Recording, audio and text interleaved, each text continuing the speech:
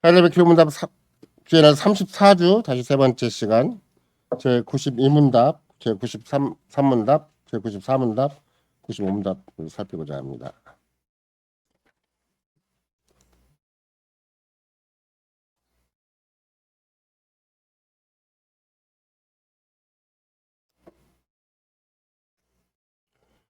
제 92문답 주의 율법이 무엇입니까? 하나님이 이 모든 말씀을 일러 가라사대 나는 너를 애굽 땅 종대 전집에 인도하여낸 너희 하나님 여호와로라.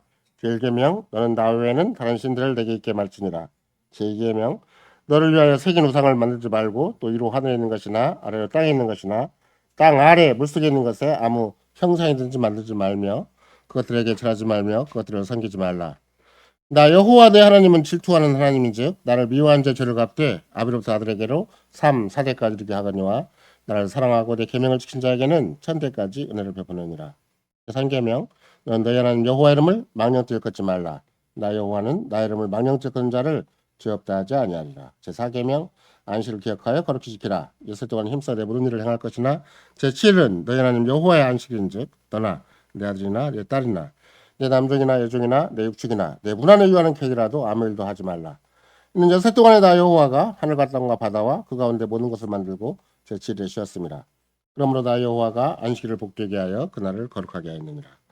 제5계명 내 부모를 공경하라. 그리하면 너희 하나님 나 여호와가 내게 준 땅에서 내 생명이 길리라. 제6계명 살인하지 말지니라. 제7계명 가늠하지 말지니라.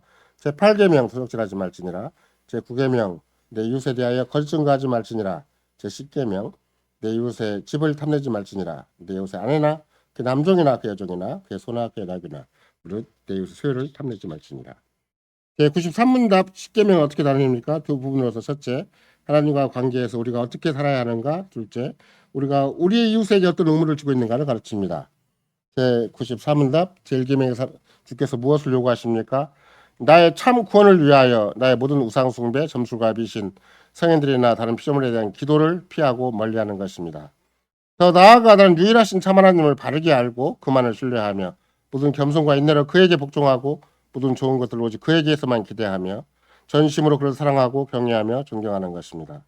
요컨대 나는 지극히 작은 일이라도 그의 뜻을 거슬러 행하기보다는 오히려 모든 피조물을 포기하는 것입니다. 제95문답 우상 숭배란 무엇입니까? 우상 숭배란 그의 말씀을 자신을 계시하신 유일하신 참 하나님 대신 혹은 더불어 우리의 신뢰를 두는 다른 어떤 것을 소유하거나 권하는 것입니다.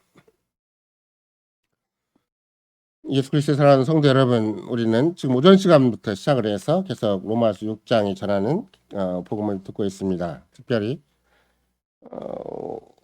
늘 강조하는 바이기도 하지만 개혁교회에서는 보이지 않는 영적 세계에 대해서 굉장히 실제적으로 의식하고 살아간다. 그래서 실은 죄라는 말로 우리를 속이는 경우도 있고 또 세상이라는 말로 우리를 속이는 경우도 있는데 죄와 세상과의 관계가 마치 좀 별개인 것처럼 그렇게 속이는 거죠. 죄는 그냥 우리가 생각하는 실정법상의 그 범법 행위가 그런 죄인가 보다라고 막연하게 생각하게 만들고 또 약간 조금 양심이 깔끔한 사람은 내 양심에 거리낌이 생기는 그런 것도 죄다라고까지 인정을 하는 거겠지만 그러나 실은 성경에 가르치는 바에 의한다면 태초부터 원래 요한 사도에 의한다면 요한 사도가 굉장히 날카로운 사람이라서 또 굉장히 섬세한 사람이라서 요한 1서에 보면은 사탄은 거짓의 압이다. 또 모든 불순종의 압이다 이렇게 분명히 얘기를 하죠. 그러니까 예를 들면 아담과 하와가 참 탁월한 사람이어서 어떻게 생각을 한다면 뭐 오늘날 생각하는 엄청난 범죄를 한 건 아니에요. 그냥 선악과를 따먹고 하나님 명령을 거절한 것이고 하나님의 그 어떤 그 법을 어긴 것이죠. 그러니까 뭐 그래가지고 뭐 갑자기 뭐 하와에 대해서 어떤 인격적인 침해가 있다거나 아니면 주변 사회에 큰 뭐 분란을 일으켰다거나 그럴 만한 여건도 아니고 유일하게 하나님의 계명을 어겼다는 거예요. 근데 그게 최초의 우상 숭배가 되고 최초의 불순종이 되고 최초의 타락 어떻게 생각한다면 거짓에게 속은 일이 되는 것이죠. 그러니까 불순종과 그 어떤 하나님의 법을 어긴 첫 번째 사람은 누구인가 그러면 아담이고 하와가 되는 것이죠. 왜 그렇게 불순종하고 이렇게 또 죄를 저질렀는가를 원천적으로 생각을 해보면 그거는 마귀의 속임수 때문에 그런 것이다. 마귀의 꼬임 때문에 그런 것이다. 그런 거죠. 그러니까 원식을 가진 사람, 우리와는 비교가 안 될 정도로 지혜와 명철과 또 제가 가끔씩 얘기를 하지만 우리는 뭐 예술을 하려고 해도 또 운동을 하려고 해도 늘 모질해서 그게 그냥 허덕이다가 끝나는 인생들이지만 아담과 하와가 만약에 과학을 하기로 학문을 하기로 했다면 최고의 과학, 최고의 과학자, 최고의 학문의 대가를 이룰 만하고 운동을 하거나 예술을 하더라도 전 세계 노벨상 10개는 받고 또 어떤 운동을 하더라도 올림픽만 있었다면 올림픽에 최고의 성적을 거둘 사람이지 우리처럼 현찮은 사람이 절대 아니에요. 그런 참 탁월한 은사를 가진 그런 사람의 최초의 사람임에도 불구하고 왜 넘어졌지를 생각을 해보면 아 마귀와 사탄의 유혹에 넘어갔구나 이렇게 생각을 해보고 나면 그 마귀와 사탄이 오늘날도 존재한다면 누구라도 당할 자가 없겠구나. 그러니까 여러분과 내가 예수를 믿는 것이고 그리스도 안에 있는 것이고 우리의 사사건건마다 그리스도에 속한 자로서 현실을 가늠하지 않으면 오직 믿음으로 은혜로 그리스도로 가늠하지 아니하면 뭐 아담이 그렇게 탁월한 존재인데 훌륭한 존재인데 천하 누구보다도 통찰력과 분별력이 있고 학문과 모든 기회에 뛰어난 사람인데 그런 사람이 마귀에 살짝 건드린 말에 어떻게 넘어졌는가? 그 속임수에 걸린 거거든요. 그 속임수가 뭔가 하나님과 똑같이 된다는 속임수고 하나님 앞에 정말로 하나님을 사랑하고 순종하는 그런 사람다운 모습이 있는데 그 사람다움을 조금 넘어선 것이 문제가 되잖아요. 그럼 여러분과 내가 오전 시간에 살펴본 것처럼 사람다움이 뭔가 그러면 철저하게 주님께 순종하는 것이고 하나님 명령에 순종하는 게 사람인데 그 순종을 넘어서서 자기가 자기 인생의 기인된 것처럼 자기가 자기 인생의 왕이 되고 내가 내 인생의 행복을 모색하고 내가 내 인생의 구원을 모색하는 것처럼 생각을 한다면 당연히 그건 하나님의 영역을 넘어서 버리는 거예요. 그러니까 하나님과 똑같이 되어서 내가 내 인생을 만들어 보겠다. 내가 내 인생을 행복하게 만들고 내가 내 인생을 심지어 구원하겠다는 생각을 가진 그런 아주 발칙한 발상이 여러분과 내 속에 있는 것이라서 그런 것이 죄가 무서운 것이고 세상이 무서운 것이지. 하나님을 빼놓고는 뭐가 죄예요? 하나님 빼놓고 세상에 뭐가 문제냐고. 아무것도 문제가 안 돼요. 열심히 사는 사람은 열심히 산 만큼 세상에 인정해 주는 것이고 뭐 죄가 있어도 적당히 감추고 적당히 또 서령 어떤 게 엄청난 죄가 아니란 세상을 들썩게 하게 하는 그런 뭐 내란 수개죄라 한다 할지라도 만약에 성공했으면 죄가 아니잖아요.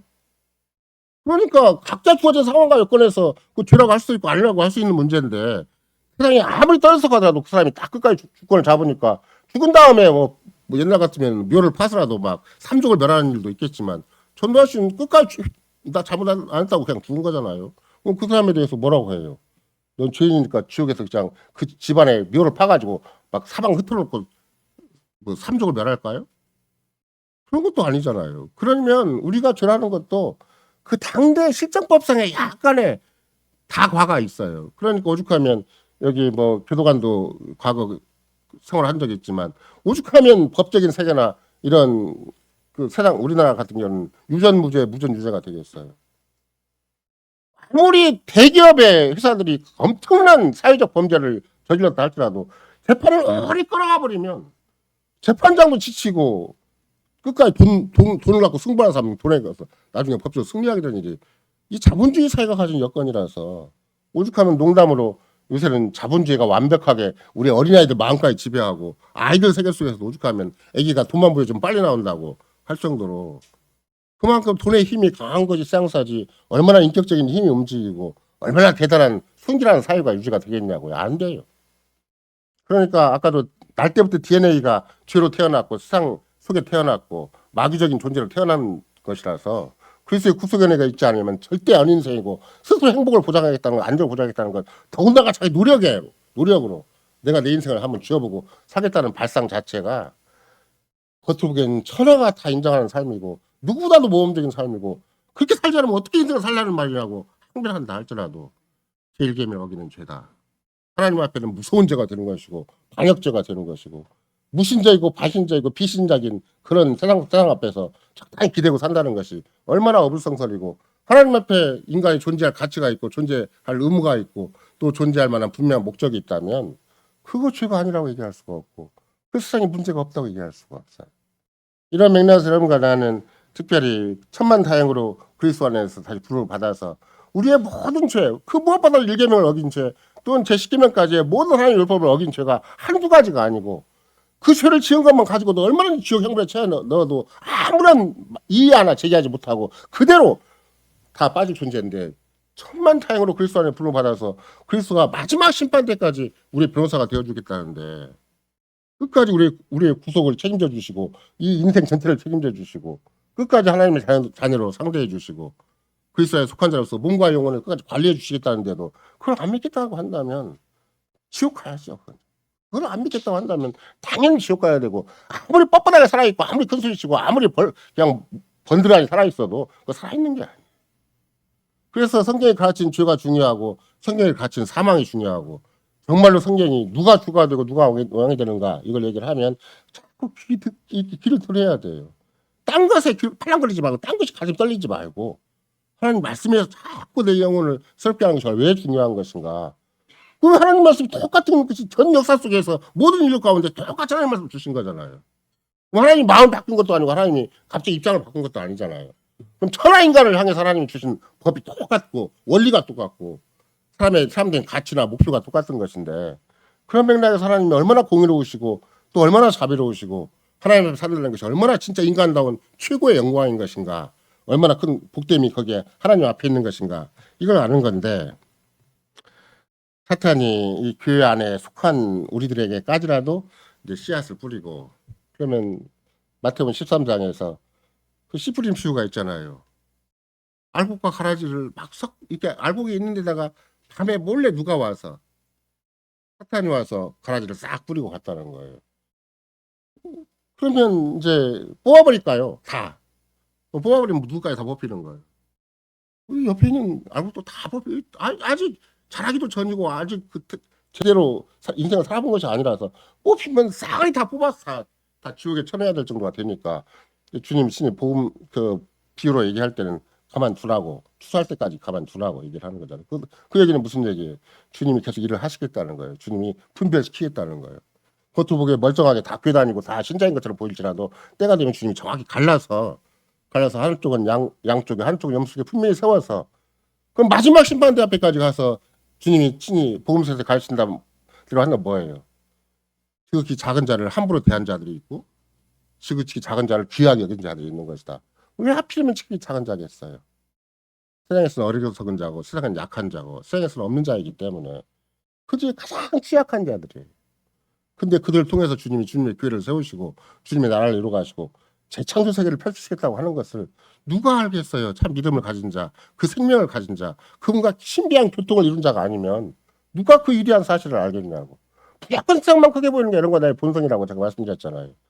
죄인지도 모르고 세상이 좋고 죄인지도 모르고 세상을 기대고 있고 죄인도 모르게 세상이 인정해주면 희낙락하고 있고 이것이 우리 인생의 참 어떻게 보면 옛사람의 본능적인 모습이기 때문에 그런 맥락에서 사탄의 주 공격 중에 하나가 어떤 것이 있는가 32주부터 34주 3주 44주 계속 따지다가 보면 결국은 사탄의 공격은 어디에 있는가 전 역사적인 사탄의 공격은 어디에 있는가 십계명을 피해서 사라지게 만든다. 계명을 피해서 사라지게 만든다. 그래서 복음주의 세계 속에 지금도 계속 이런 약간의 계명 그 계엄 사태가 나타나니까 당장 떠오르는 사진이 다 있어요. 국가 조찬 기도회 때 막 가서 그 대통령한테 안수해주고 막 이 대통령의 말을 또 메시아로 등장했고 또 한국적인 그 명단이 쫙 나와 있어요. 거기다 대고 하필이면 국회의사당 옆에 그 여의도에 그 우리가 굉장히 큰 교회가 있어요. 엄청나게 큰 교회가 있는데 요새는 서울시뿐만이 아니라 또 국가적으로 그런 엄청난 무리가 갑자기 막 그 여의도 주변에 이렇게 몰린 거잖아요.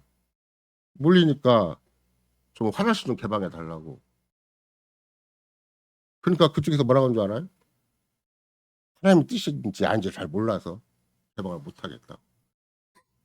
거기야말로 화장실 잘 개방돼서 열릴 수 있는 곳인데 그러니까 그냥 대문짝망에 그때 그 목사를 쫙 치어갖고 이 사람들이 이 사람에 대해서 조찬 기도를 하고 그랬다고 지금 막 대문짝막에 또 인터넷 지금 떠벌리고 있어요. 또 그렇게. 그럼 여러분과 내가 생각을 할 때 저거 옳다고도 못하고 그러다고도 못하고 내가 생각할 때는 그래요. 아니 다 내일이 주일인데 그 화장실 공대 당한 주일날 준비도 안 될 것이고 개판 5분 전 될 텐데 뭐 교회 측으로 볼 때는 당연히 뭐 주일날 준비하는 게 더 크다고 생각을 하겠죠. 근데 세상 사람 볼 때는 그래요. 미친놈의 교회지 그런 교회가. 국가도 없고 민족도 없는 교회가 있냐고 이렇게 얘기를 할 거 아니에요. 근데 여러분과 나는 그럼 어느 편을 손들어야 돼요? 그나마라도 내가 하나님 말씀을 알고 하나님의 계심을 알고 교회를 알고 예배를 알면 이쪽 편을 들어야 돼요. 그것도 마음에 안 들지만 이쪽 편을 들어. 내일 예배 드려야 되는데. 근데 세상 사람은 뭐가 더 중요해요? 저거 빨리 엎어갖고 막 저거 자기들 나름대로 제자리에 잡는 것이 더 중요하다고 생각할 거 아니에요. 이렇게 세상살이가 막 녹록치가 않아요. 똑같은 사건을 놓고 참 믿음을 가진 자는 어떤 태를 취하는가 쌩 알아주질 않아요.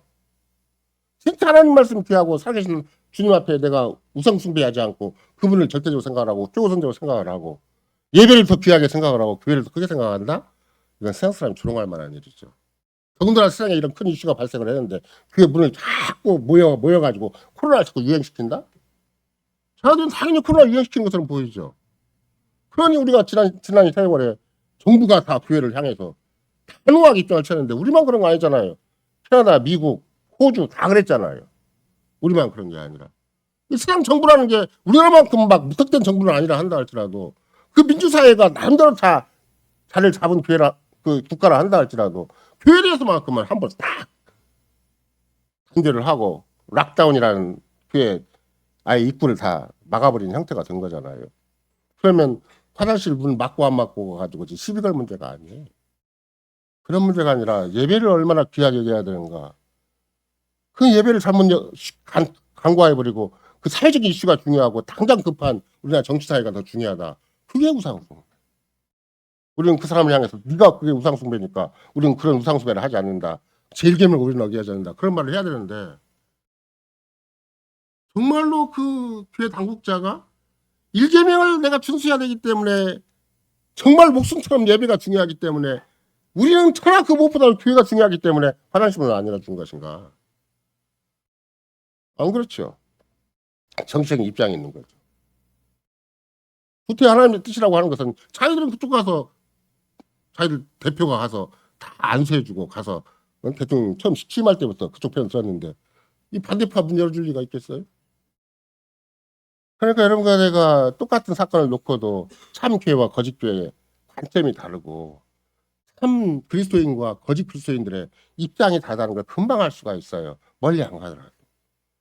똑같은 사건을 놓고 우리 교회들이 이 편도 못 듣고 저 편도 못 듣는 거예요.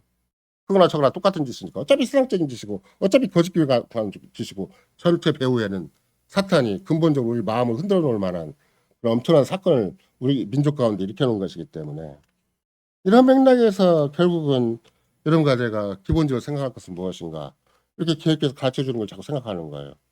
사탄의 공격이 우리나라의 독재화가 되는 게 사탄의 공격인가? 물론 그렇게 만들어갈 수는 있어요. 논리를 만들어갈 수는 있겠지만 그러나 십계명이 교회 선포 안 되는 게 문제다. 언약의 계명이 사라진 게 문제다. 진짜 신앙이 무너진 게 문제지. 진짜 그리스도를 인정하지 않고 카톨릭처럼 입으로는 그리스도를 자랑하는데 실제로 부인하는 게 문제가 되는 것이지. 겉으로 보기에 뭐 카톨릭도 다 예수 믿는 집단이죠. 근데 왜 하이르베키 룸다를 비롯한 새 일치신조 내에서는 카톨릭에서 그렇게 예민하게 구는 것인가?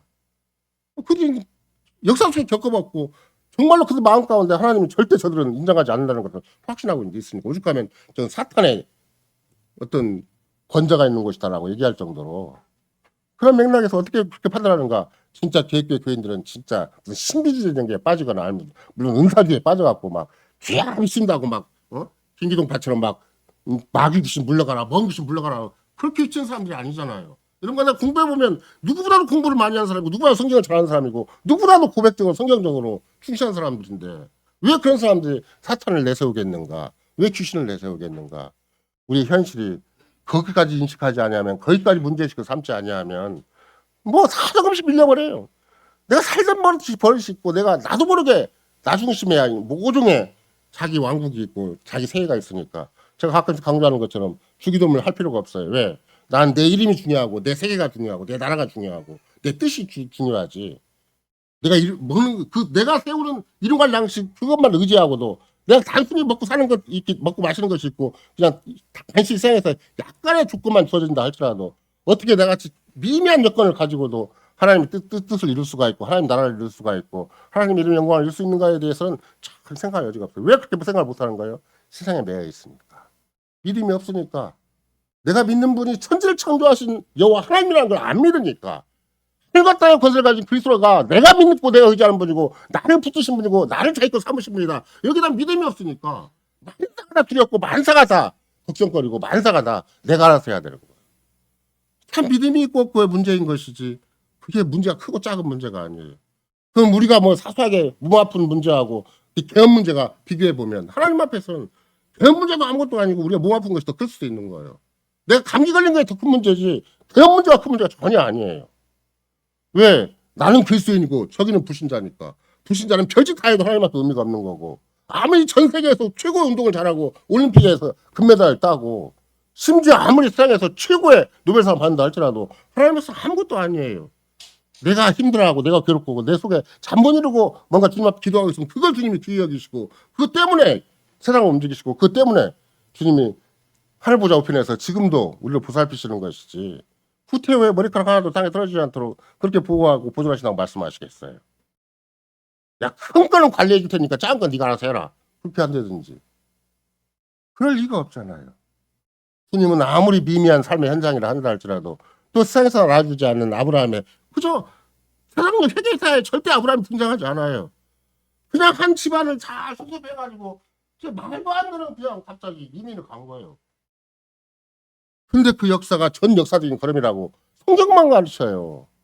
이 세계 사는 알렉산더나 가르치고 징기스칸 가르치고 무슨 로마 황제들이나 가르치고 그게 가르치겠죠. 그럼 우리는 안 그래요. 아브라함의 발걸음이 중요하고 롯이 거기서 또 나간 게 중요하고 그저 그냥 허덕이가 별 희한한 말로 거짓말도 하고 평생 여인 하나 때문에 고생한 야곱의 생애가 중요한 거고 그렇게 정말로 그 어설픈 집안에서 간신히 그냥 먹고 사는데 그만 그 아브라함이 막 쩔쩔매고 살아가잖아요. 먹고 사는 것 때문에 자식 하나도 없이. 근데도 왜 아브라함이 위대한 인생인 것인가? 아, 믿음이 있으니까. 하나님 약속한 걸 끝까지 믿으니까. 눈에 보이는 현실은 아무것도 없다 할지라도 주님을 끝까지 의지하고 신뢰하니까. 그러면 여러분과도 마찬가지예요. 얼마나 급하고 안 급하고 잘 살고 못 살고는 두 번째 문제. 그리스도를 인정하겠는가? 정말로 전능하신 하나님을 인정하겠는가? 정말로 성신이 나 안에 내주하셔서 나를 이끄시고 개스럽게 해주시고 나 같은 형편없는 인생이지만 날고 뛰어도 내 인생이 세상 밑바닥에 처박혀가지고 도무지없다 살 수 없는 그런 인생이고 조금 지금 조금 튼튼하게 해주면 그것만이 막 세상에 자랑거리가 되는 것처럼 집안에 자랑거리가 되는 것처럼 막 지금만 갖고 무슨 거기다가 뭐 고시하는 합격을 하고 막 뭔가 뭐 집안에 좀 내놓으라 하는 뭐 직장을 가지고 있다 그러면 더 득세를 하겠죠. 요즘 그런 게 아니에요. 오늘 벌어서 오늘 먹고 사는 인생이라 한다 할지라도 주님 앞에 부름받은 것이 더 큰 것이고 구속을 받은 것이 더 큰 것이고 성신이 내주하셔서 교회 사인이 지체가 되게 하시는 게 더 큰 것이고 그래서 오늘 또 내일 또 숨을 쉬는 것이 그냥 세상에서 그냥 조금 인정받고 조금 내가 노력한 만큼 성공 약간 뭐가 얻어갖고 사는 것이 아니라 오늘 또 주님의 은혜고 내일 또 주님의 은혜다. 오늘 또 우리의 믿음이고 내일 또 믿음이고 오늘 또 그리스도고 내일 또 그리스도다. 이렇게 사는 것이지. 그래서 우리는 절대 죄에 대하여 죽은 자요. 세상에 대한 죽은 자요. 오히려 우리가 육신을 갖고 있고 사는 것은 살든지 죽든지 그리스도 이름을 존귀케 한 자리에 우리 두셨으니까 얼마든지 그리스도 이름이 드러나도록 나로 하여금 이 구차한 삶의 현실 속에서 미미한 삶의 현실 속에서 참 초라하기 짝이 없는 월급적인 현실 속에서도 충분히 주님의 뜻과 영광이 드러날 수가 있다. 주님의 나라와 주님의 역사에 중요한 부분을 작용할 수 있다는 것 때문에 우리가 감히 주님을 믿고 주님 안에 속하고 어떻게 내가 마치 황제가 속한 존재다. 그래서 헤사리아노스라는 말 쓰기도 하겠지만 나는 그리스도에 속한 존재다서 크리스티아노스라는 별명을 가진 존재가 되는 거예요. 아, 나는 그리스도에 속한 자구나. 아무리 자꾸석에 처박혀도 난 그리스도에 보냄받은 자로서 그리스도에 속한 자로서 그리스도가 우리의 왕이고 하늘과 땅의 권세를 가진 자로서 내가 여기서 처신을 해야 되는 것이지. 그러니까 여러분과 나는 어떤 맥락에서 생각을 해본다면 백부장이라는 그 예수님 당시에 그 빌라도를 비롯한 백부장이 있었지만 백부장이야말로 로마 제국의 꽃이었거든요.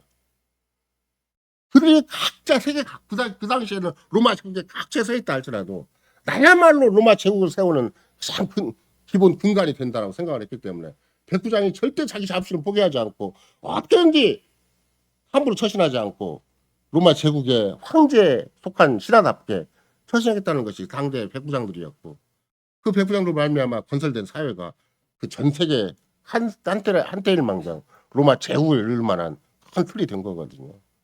그런 군사적인 힘뿐만 아니라 법적인 지식도 있고, 그래서 절대 법을 함부로 어기려고 하지도 않고, 빌라도 같은 사람만 보더라도 끝까지 자기 출세에 어떤 강력한 조건 안에 걸려있긴 하지만 편지 예수를 풀어놓으려고 몸부림친 것이고, 세상에 못 이겨서 할 수 없이 그냥 그럼 너네가 알아서 해라 라고 말을 하긴 했지만, 그게 역사적인 오명이 되어서 전 인류 가운데 욕을 먹는 대표적인 존재가 됐을지라도 백부장이 끝까지 노력한 걸 보면은 로마 백부장은 이렇게 절대 법을 놓치지 않고 끝까지 법 안에 살려고 몸부림친 사람이구나. 그걸 거꾸로 빌라를 통해서 볼 수가 있어요.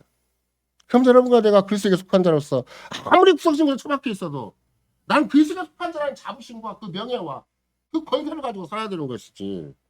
그냥 세상에 속해갖고 세상에 그냥 짤짤매고 살아가고 있고, 그냥 돈 몇 푼에 마음이 왔다 갔다 해버리고 아무것도 아닌 현실 앞에서 그냥 철렁철렁 가슴이 누르고 살아간다면, 그게 정말 돈과 영혼이 그리스도에게 속한 자로서 마땅히 행할 일인가?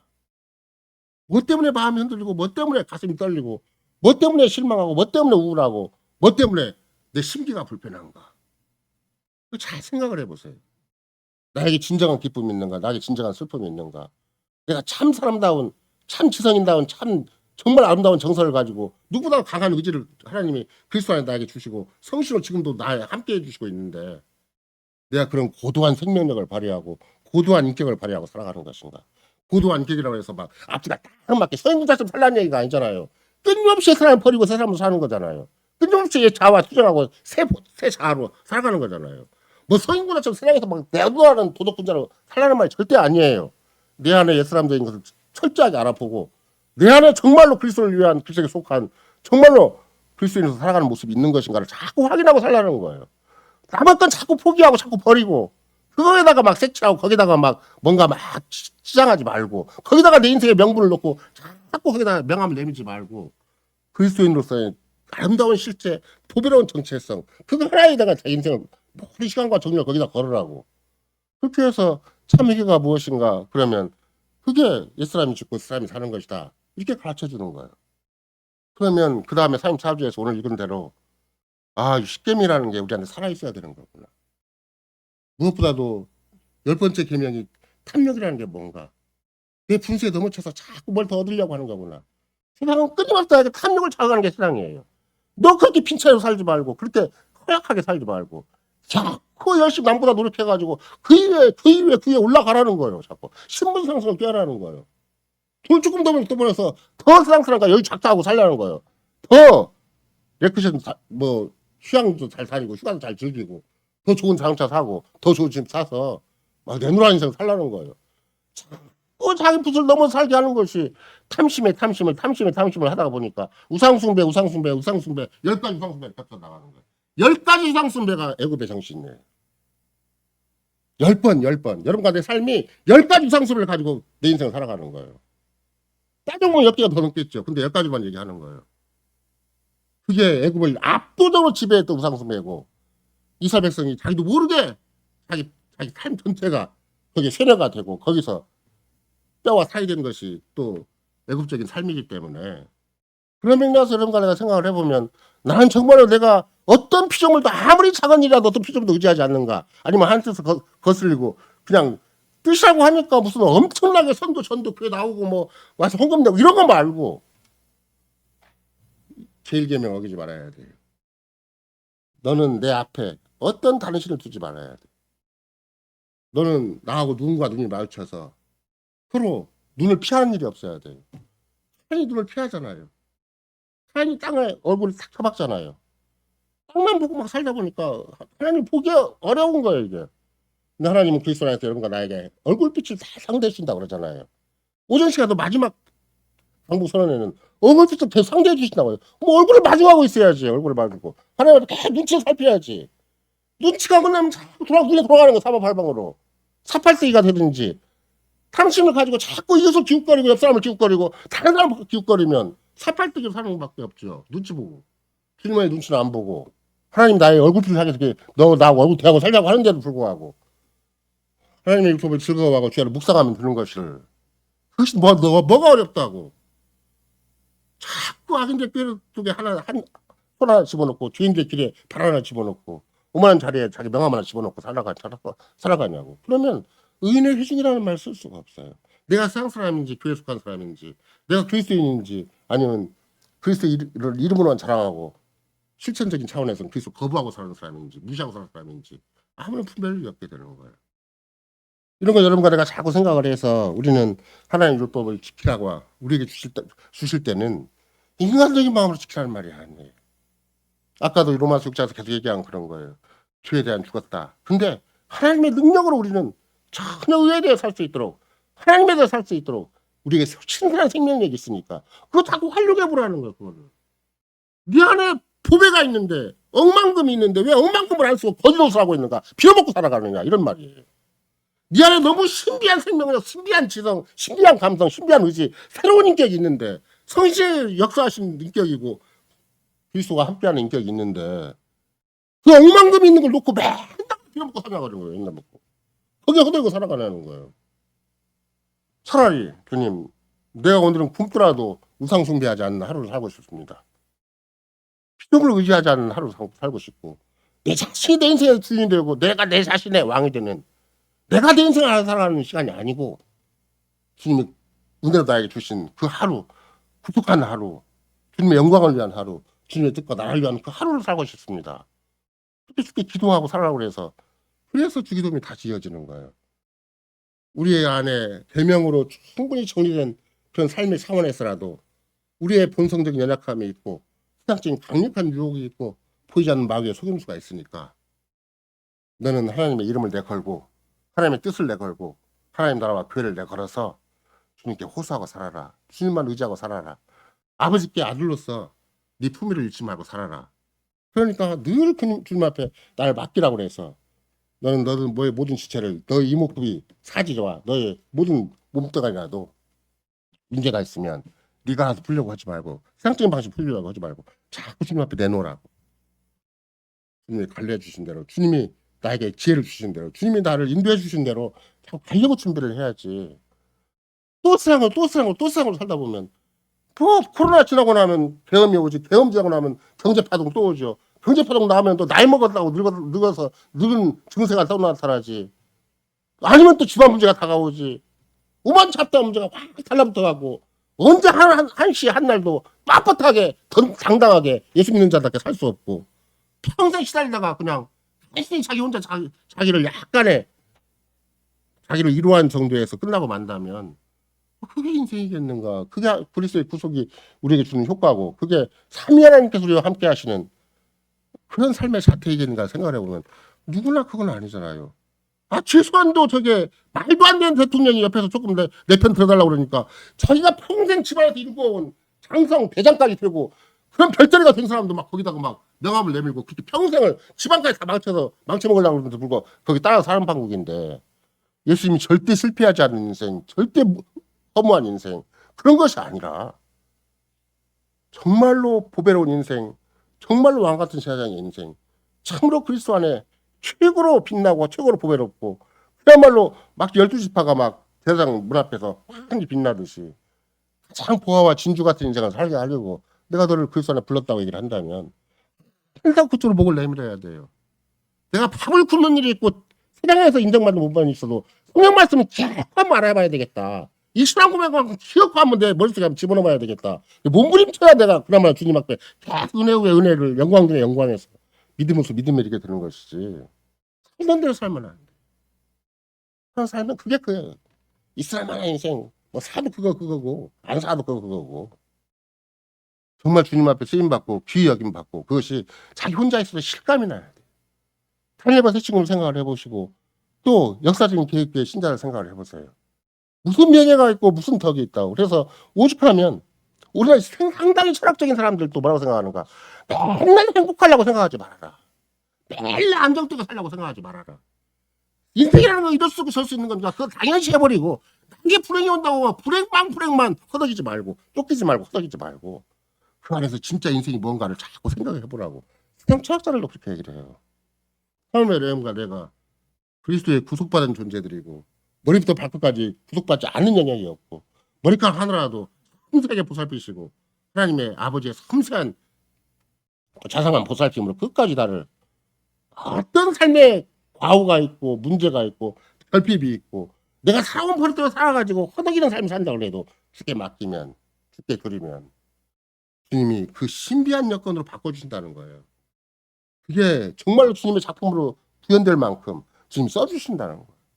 내가 내 인생을 갈무리하다가 인생이 끝나버리게 되겠지만 돈벌이를 하다가 안정된 인생을 만들다가 행복한 인생을 만들다가 내 인생이 끝나겠지만 아무리 불행한 여건이라도 주께서 맡기면 그걸 가지고 주님의 작품을 만들어주겠다는 거예요. 그러니 내가 뭐 때문에 좌절하고 뭐 때문에 허덕이고 뭐 때문에 시시콜콜 애걸 복걸 할 필요가 없는 거예요. 어떤 맥락에 생각을 해본다. 나는 죄에 대해 죽은 자 의에 산 자다. 그러니까 더 이상 죄에게 생하게 왕노릇하게 하지 말고 주님이 정말로 주가 되시도록 주님이 정말 왕이 되도록 주께 모든 걸 맡겨라. 왕이 되고 주가 된다 그러니까 막 나는 매상 쓸모가 없고 세상에서 뭐 전혀 그냥 그야말로 헌신마다 끝나는 것인가. 안 그래요. 우리의 감정 하나도 진짜 보배롭게 다시 태어나는 것이고 우리의 자그마한 헌신 하나도 주님이 귀하게 얘기해 주셔서 전 역사 속에 발자국이 남게 해주시고 우리 인생이 천하가 알아주지 않는다 할지라도 아브라함 인생처럼 굉장히 고귀하게 우리 인생을 주께서 귀히 여겨주시는 것이고 그래서 천하가 다 흔들리고 없어지고 정천동지환이 생긴다 그래도 주님은 충분히 삶을 자기 생명체에 충분히 주게 해주셔서 역사의 마지막에는 정말 천하가 다 보더라도 봐라 이제는 우리의 눈물이 완벽하게 이게 주님이 눈물이 다 새셨구나. 이게 우리 걱정과 근심을 다 새셨구나. 우리 염려나 어떤 문제라도 주님이 다 헤아리셨구나. 그냥 도맥으로 묶어서 막 대마하에 딱 무너지는 가정이 아니라 이 세상사가 무너지면 확 따라서 무너지는 그런 인생이 아니라 우리의 한숨이 있고 우리의 눈물이 있고 슬픔이 있고 고통이 있다 할지라도 섬세하게 다 챙겨서 이 고통의 의미가 뭐였는가도 주님 확실하게 이 고통의 의미는 너는 거기서 망할 수도 있을 거고 너는 인생이 거기서 끝날 수도 있겠지만 이 고통 하나 이 슬픔 하나가 얼마나 아름답게 빛나서 주님의 나라에 쓸모가 있고 주님의 교회에 쓸모가 있고 네 인생 하나만 보더라도 얼마나 영광스러운 작품으로 만들어지는 것인가를 우리가 기대하고 오늘은 그냥 세상처럼 살지 말고 죄에 속해 살지 말고 마귀의 자식으로 살지 말고 주님에게 속한 자가 살아라. 이게 지금 바울이 로마서에서 일반 얘기하는 거예요. 여겨라. 그냥 자꾸 아닌 것처럼 보이지만 네가 정말 주께 의지하고 믿음으로 주님 나 믿음이 없으니까 믿음 주셔서 구하면 저 여길 수 있는 힘을 주신다. 그 독특한 지성을 주신다. 네 가치관은 근본적으로 세상에 배우고 또 배워도 가치관이 확립이 안 되고 세상에 짤짤매고 살아가는 허덕이는 인생에 불과하지만 그러나 네가 여기면 앞에서 그 성경에 있는 모든 말씀이 네 것이 되고 성경에 있는 모든 약속이 네 것이 되고 그리스도 안에 있는 모든 것도 다 네 것이 된다. 자꾸 여길지어다. 그리고 두려라. 그리고 절대 왕노릇하게 함부로 네 인생을 살지 말아라. 사온 대로 살지 말고 주어진 대로 살지 말고 흘러간 대로 살지 말아라. 하루하루를 더 구속받은 하루로 주님과 함께하는 하루로 주님께 속한 하루로 정말 주님의 영광과 뜻을 듣고 주님의 교회를 위한 하루로 성실하게 살아라. 신실하게 살아라. 그렇게 예수님이 로마서 6장에서 얘기한 것이 하이르베크 응답에서는 어떤 형태로 우리에게 정리되어 있는 것인가. 십계명에 속한 삶으로 계명이 우리를 살리는 거구나. 계명이 우리를 참답게 만드는 거구나. 계명이 하루하루를 신비한 하루로 만들어주시고 은혜의 하루로 만들어주시고 정말로 언약적인 삶으로 만들어주시고 언약의 복된 삶으로 이끌어주는 거구나. 계명 없이 살고 그냥 내가 알아서 그냥 세상에서 수많은 복음주의 교회들이 있고 수많은 신자들이 있다 할지라도 계명을 모르니까 그 계명이 선포가 안 되니까 뭐가 그리스도의 삶인가 몰라요. 그러니까 그저 착하게 살고 그저 열심히 살고 그저 성교와 전도에 그저 열심히 하면 되는 줄 알아요. 그러다 보니까 사실과 똑같아져 버린 거예요. 신협동적인 삶이 돼버린 것이고 은혜로 내 삶이 평가가 안 돼요. 믿음으로 내 삶이 평가가 안 되는 거예요. 믿음은 그런 심담한 믿음이지 페이신조 같은 무인의 푸른 내용이 있다는 걸 전혀 모르는 거예요. 더군다나 하이르베크 응답 하나만 본다 할지라도 십계명과 주기도 보니 얼마나 우리한테 사도신경 세 가지가 이 삶에 한칸 디바이 되는 걸 전혀 모르는 거예요. 사도신경도 안 배우지 십계명도 안 배우지 주기도 보니 뭔지도 모르고 그냥 예배 끝날 때만 간이 써먹고 말지. 그게 무슨 교회가 교회다고 무슨 신자가 신자다 할 수 있겠어요. 마귀는 지금도 세상 교회를 속이고 있다. 온 천하를 속이고 있는데 십계명이 사라진 교회. 그럼 여러분 나를 어떻게 속이겠어요? 십계명과 무관한 하루하루. 7계명과 무관한 하루하루. 참으시면 변함없이 다 움직이는 하루하루. 나도 모르게 언약과는 상관이 없고 그리스도와 상관이 없고 하나님과 상관없이 세상 따라 흘러가는 하루하루 해버리면 주께서 강력히 요구하는 건 뭐예요? 그러니까 회개가 필요하다. 진짜 그리스도로 오직 은혜로 오직 믿음으로 구원을 받았다 할지라도 이제는 진짜 삶이 있는데 어떤 삶인가? 옛사람은 죽고 세상에 사는 삶이다. 정말 새 생명의 위대한 신비가 그런 삶이 우리에게 약속된 삶이고 우리는 충분히 그런 능력이 있고 그런 위대한 가능성이 있고 그렇게 약속이 돼 있어서 우리가 믿음으로 그걸 받아들이기만 하면 충분히 그런 생이 가능하다. 세상에 무슨 똑똑한 것도 소용없고 돈 있는 것도 소용없고 이 세상에 잘나고 아무 그런 것도 소용없어요. 약하면 약한 대로 주님이 강하신 거고 없으면 없는 대로 주님의 은혜가 있는 거고 내가 가장 불행한 여건에 있어도 하나님은 최고로 하나님 보시기 좋은 대로 만들어야겠다고 약속을 해주신 것이고 하나님은 실패하고 실수가 없고 하나님은 약속에 변함이 없고 끝까지 신실하시기 때문에 기어코 우리가 주신 약속을 반드시 주신다. 내가 하나님께 등을 돌리지 않는 한 내가 언약을 배반하지 않는 한 내가 실천적으로 그리스도를 무시하지 않는 한 주님은 반드시 나에게 충분히 약속하신 걸 반드시 이루신다. 이것이 여러분과 내가 믿는 믿음인 것이고 온 교회가 지금도 역사 속에서 충분히 존재하는 가치가 있고 그야말로 우리의 마지막 시대까지 주께서는 이런 고백으로 끝까지 살게 하신다. 이것을 우리는 십계명을 중심으로 충분히 이해할 수가 있습니다. 아멘.